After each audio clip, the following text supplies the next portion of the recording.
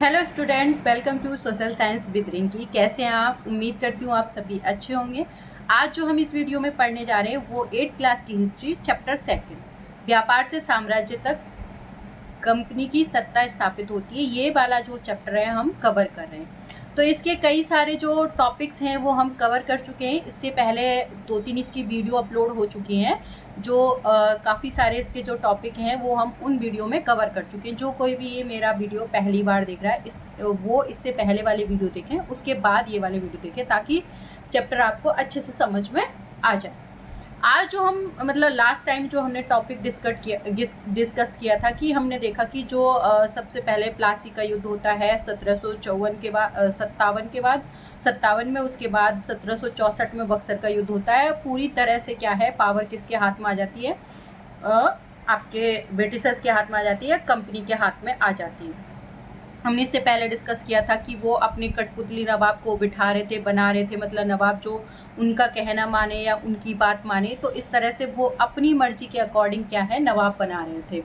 अब क्या हुआ, कंपनी ने मतलब बक्सर के युद्ध के बाद ये देख लिया कि कई सारे पहले मीर जाफर, मीर कासिम, फिर उसके बाद फिर से मीर जाफर, इस तरह से जो उसने कई सारे मतलब एक्सपेरिमेंट करके देख लिए थे नवाबों के बारे में। तो उन्होंने उनके साथ जो एक्सपीरियंस थे वो अच्छे नहीं रहे। अब उन्होंने देखा कि भाई ये नवाब हैं, अपनी पब्लिक के लिए तो कुछ ना कुछ करेंगे, तो ये ऑल टाइम तो हमारी लिए कठपुतली नहीं बनेंगे, मतलब हमारी हर बात नहीं मानेंगे, कुछ को तो डिनाई करेंगे। तो इससे अच्छा है कि हम खुद ही मतलब पावर अपने हाथ में ले लें, या एक तरह से हम कहें कि हम खुद ही नवाब बन लें।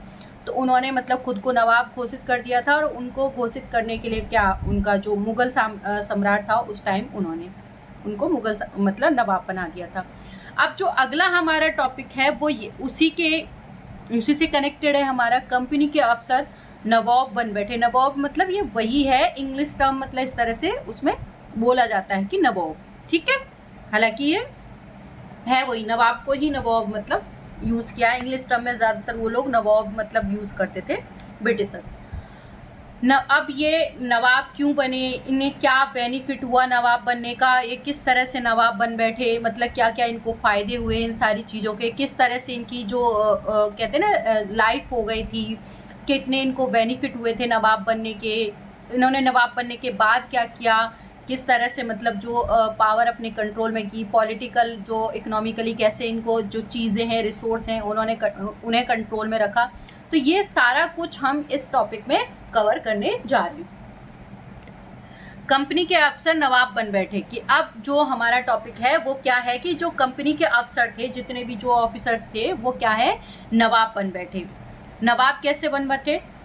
नवाब बनने का मतलब था कि इसका एक मतलब तो यही था कि कंपनी के पास अब सत्ता और ताकत थी, कि मतलब नवाब बनने का एक मीनिंग तो ये था कि जो अब क्या था कि जो बक्सर का युद्ध हुआ उसके बाद पूरी तरह से जो सत्ता या कहें या पावर किसके हाथ में आ गई थी, कंपनी के हाथ में आ गई। तो अब इन्होंने क्या किया, तब तो ये कठपुतली वो बिठा रहे थे अपने नवाब, फिर उसके बाद बक्सर के युद्ध के बाद इन्होंने खुद को ही मतलब एक तरह से नवाब घोषित कर दिया। तो ये नवाब बन बैठे। अब नवाब बनने से क्या हुआ, एक तो ये चीजें हुई, इसका मतलब ये होता है कि जो कंपनी के पास है अब जो पावर है, सत्ता है, वो ताकत है, पूरी तरह से उनके कंट्रोल में हो गई या उनके हाथ में आ गई। लेकिन इसके कुछ और भी फायदे थे, मतलब और क्या बेनिफिट थे वो देखते हैं हम।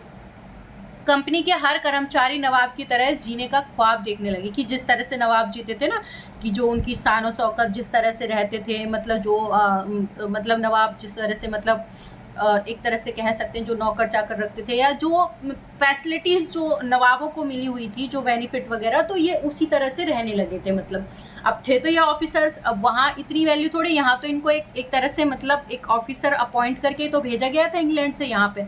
अब यहाँ इन्होंने देखा कि भाई हमारे हाथ में पावर आ गई, अब हम नवाबों की तरह रह सकते हैं, नवाबों की तरह लाइफ स्टाइल जी सकते हैं, इस तरह से मतलब। तो ये क्या है, उनकी एक तरह से मतलब उनकी तरह रहने लगे थे। किन की तरह?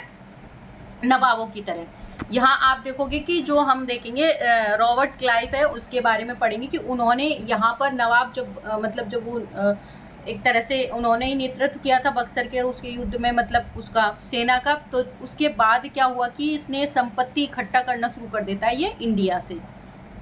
उसके बाद इंग्लैंड में इस पर मुकदमा चलता है, फिर बाद में ये सुसाइड कर लेता है, क्योंकि इसको मतलब उसमें दोषी पाया जाता है, तो ये क्या है, सुसाइड कर लेता है। आगे इसमें मतलब दे भी रखा है और इंफॉर्मेशन के अकॉर्डिंग ऐसा करता है। मतलब कौन? रॉबर्ट क्लाइव, जिसने बक्सर के युद्ध में किसका सेना का नेतृत्व किया था, वो गवर्नर।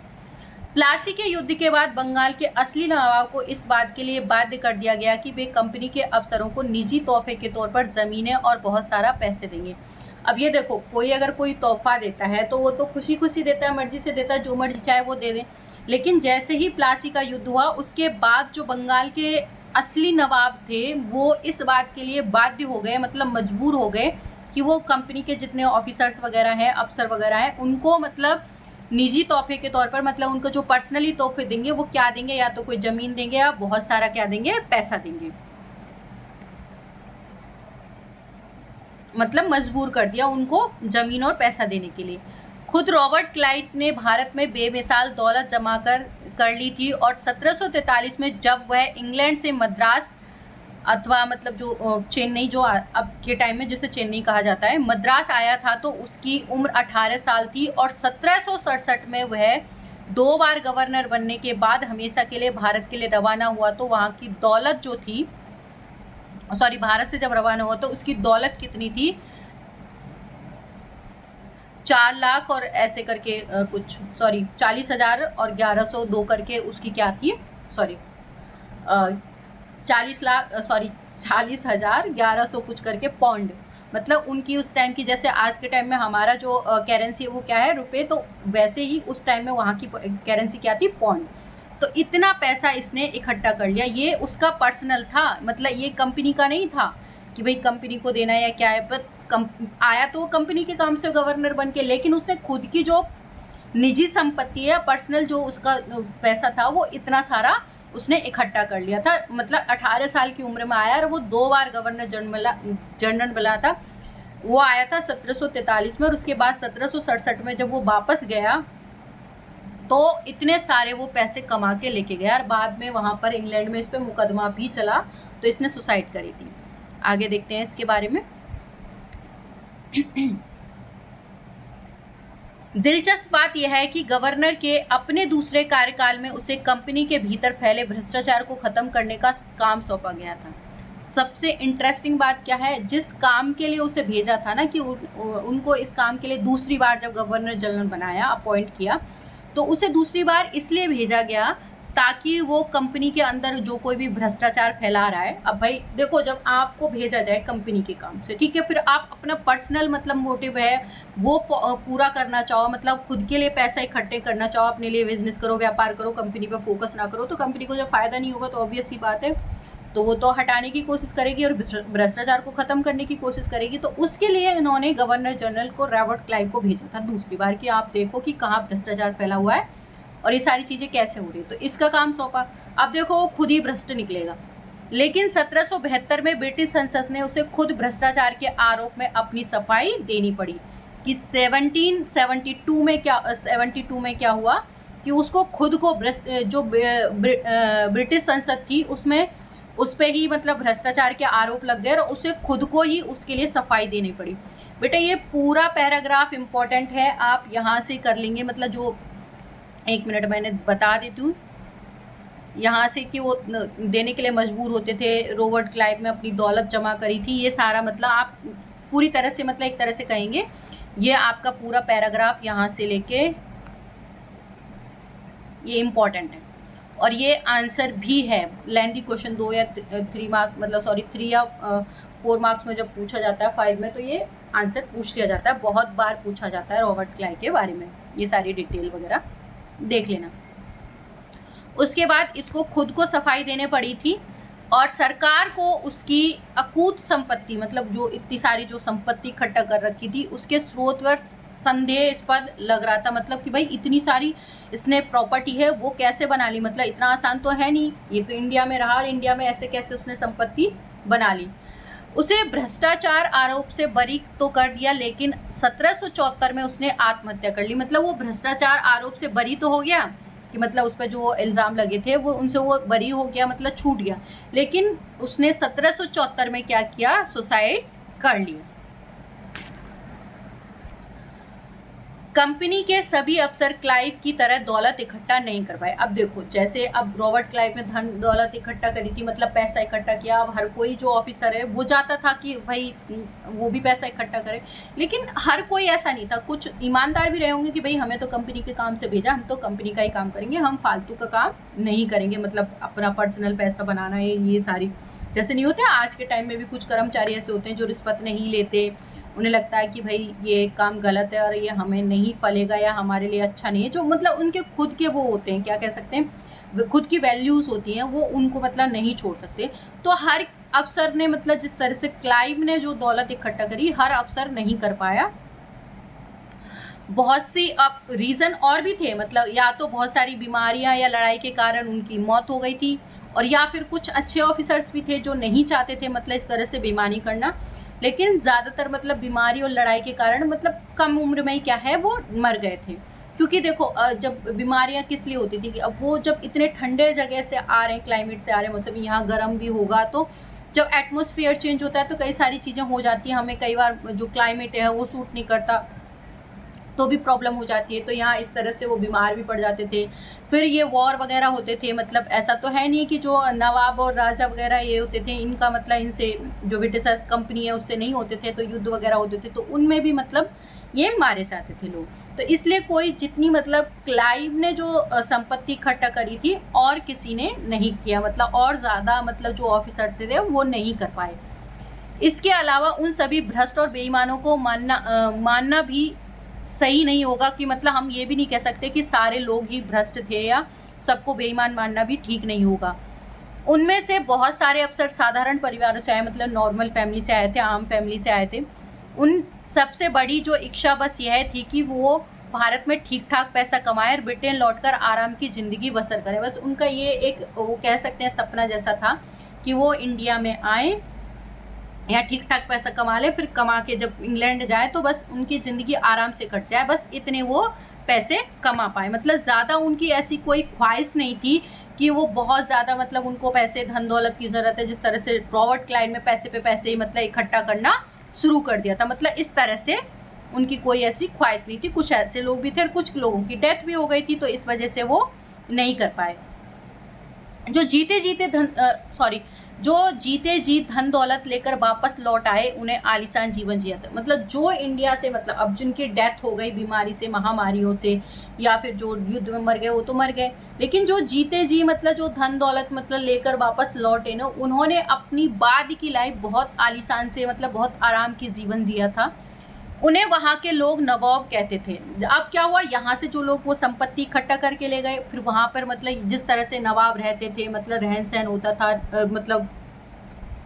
मतलब नौकर चाकर रखना या और भी जो नवाबों वाले मतलब चीजें होना, वो सारे उनकी तरह मतलब रॉब में रहना या कपड़े पहनना, जिस तरह से मतलब बिहेव एक तरह से नवाब की तरह, वो इस तरह से रहने लगे वहां पे इंग्लैंड में, क्योंकि यहाँ उन्हें आदत पड़ गई थी नवाबों की तरह रहने की।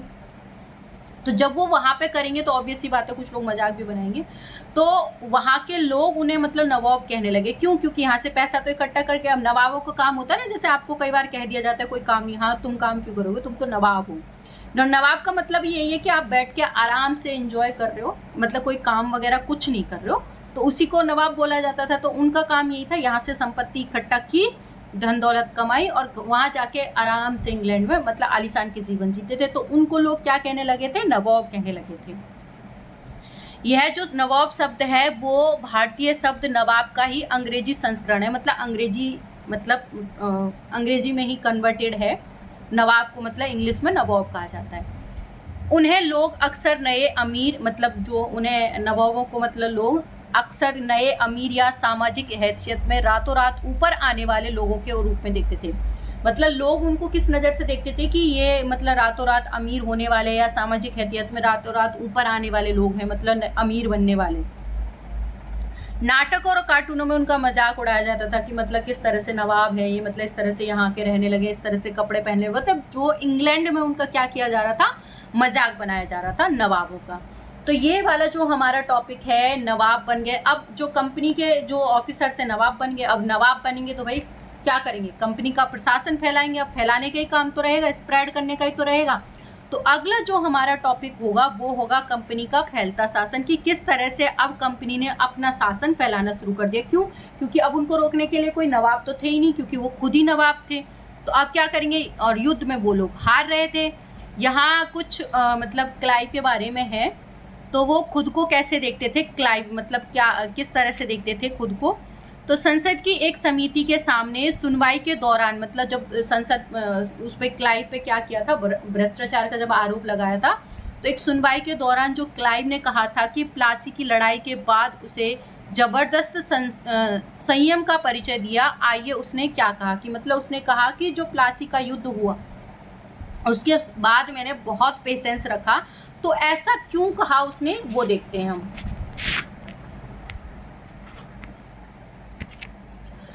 उस स्थिति की कल्पना कीजिए जहां प्लासी की जीत ने मुझे ला खड़ा कर दिया, कि मतलब आप सोचिए कि उस स्थिति में जाइए जहां मतलब प्लासी की जीत हुई और मुझे ला खड़ा कर दिया।